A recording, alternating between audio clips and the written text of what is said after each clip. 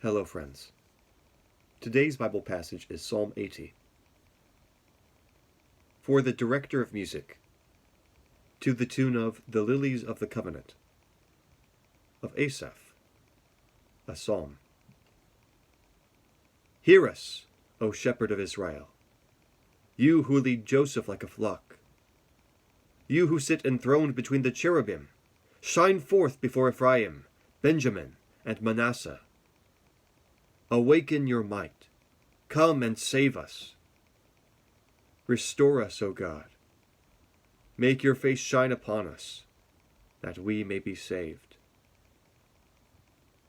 O Lord God Almighty, how long will your anger smolder against the prayers of your people?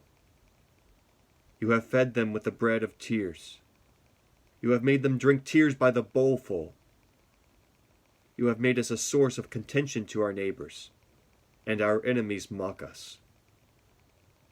Restore us, O God Almighty. Make your face shine upon us, that we may be saved. You brought a vine out of Egypt. You drove out the nations and planted it. You cleared the ground for it, and it took root and filled the land. The mountains were covered with its shade, the mighty cedars with its branches. It sent out its boughs to the sea, its shoots as far as the river. Why have you broken down its walls so that all who pass by pick its grapes? Boars from the forest ravage it, and the creatures of the field feed on it. Return to us, O God Almighty. Look down from heaven and see. Watch over this vine, the root your right hand has planted, the son you have raised up for yourself. Your vine is cut down.